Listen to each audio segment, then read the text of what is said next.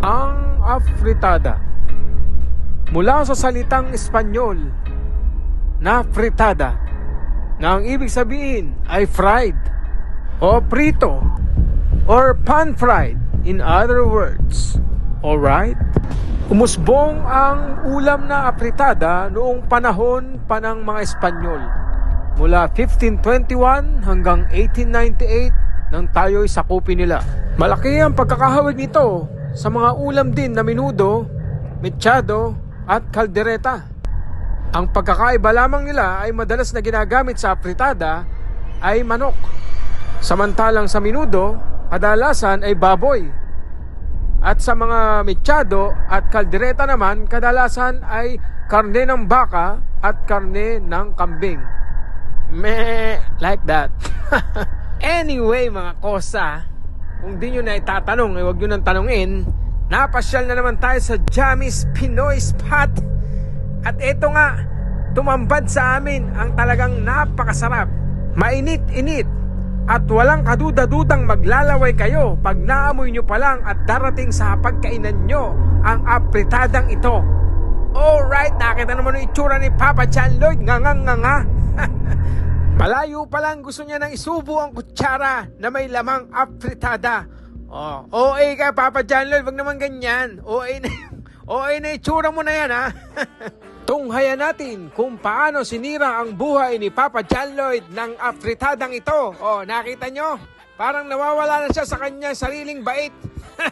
Napakabait pa naman ito ni Papa John Lloyd. Alright mga kosa, nakarating nga sa amin ang isang namumula at namamagang sumbong. Mainit-init pala at bagong-bagong sumbong. Naisumbong nga sa amin na nagsaserve pala ang Jammy's Pinoy Spot ng afritadang manok. Diba?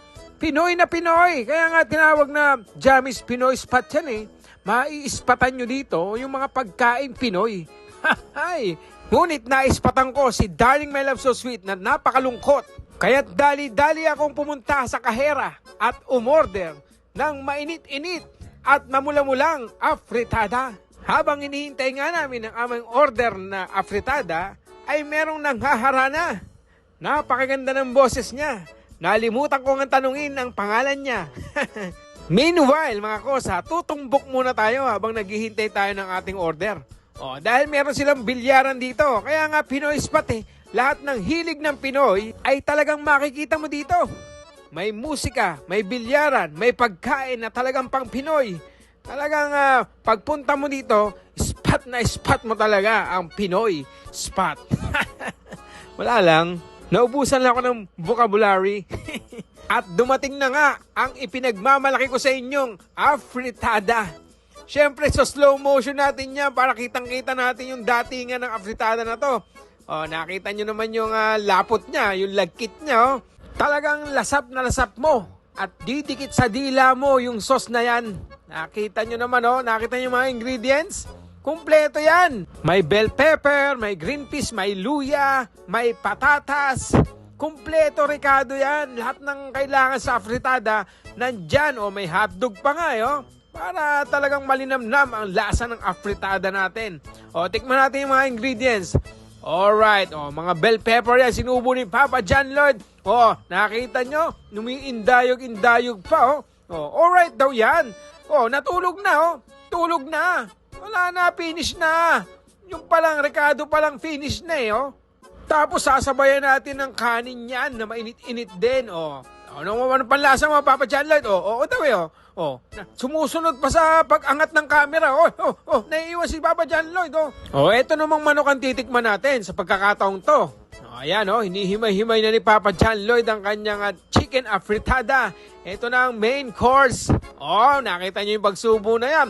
Yan ang tinatawag na subong sofistikado.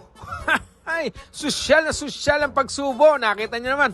Kala nyo pang karinderya lang to si Papa John Lloyd, At alam nyo ba mga kosa, kung kayo'y nandito sa Riyadh at pupunta kayo sa Sulaimania at sasadyain nyo ang Jammy's Pinoy Spot, sabihin nyo lang ang ating Facebook page na II Vlogs at bibigyan kayo nila ng 10% discount.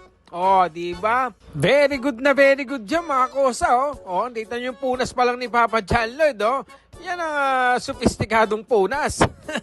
Alright daw talagang napakasarap nitong afritada na yan. Bukod sa afritada, marami pa kayong mga pagkain pagpipilian dito habang nakikinig kayo ng banda tuwing Biyernes. Katayan nga si Kuya Sherwin, ang miyembro ng Right Turn Band. Oh, at si Darling My Love So Sweet, syempre Talongko Blues tayo, mga friends natin yan, no? Talagang pag dumalaw kayo dito sa Jammy Spot, chillax na chillax kayo para kayo nasa Pilipinas. Napakaganda ng ambience at talagang maaalala mo noong mga panahong gumigimik-gimik ka pa sa Pilipinas. Ganyan ang lugar ng Jammy's Pinoy Spot. At may mga kasama pala tayo mga tropa. Ito nga pala si Mr. Handy Vlog and Mart Galion. Follow po natin sila sa kanilang Facebook page. O, ayan, hinaharana na naman tayo ni ate, oh. Nalimutan ko talaga yung tanong ang pangalan ni ate. Parang galing sa kalangitan ng kanyang tinig. Oh, wag niyo kakalimutan, ha. Pag pumasyal kayo dito, sabihin niyo kagad, I Vlogs. O, di ba? Para meron kagad kayong 10% discount. Orderin niyo kagad yung afritada. Talagang miya. Kung ang hanap niyo ay malupit na tambayan, masasarap na pagkain, musika na kahali-hali na, eh nandito lang lahat yon. Wala na kayong ibang pupuntahan pa, napipiyok-piyok pa ako. Tapos na ang kanilang hapunan, kaya uwian na. O, magkita-kita na lang tayo minsan dyan. Alright mga kosa, o flex ko muna yung Jammy's Pinoy Spot. Alright, o diba? O, tinapat na naman sa mukha ko, lapit na naman eh.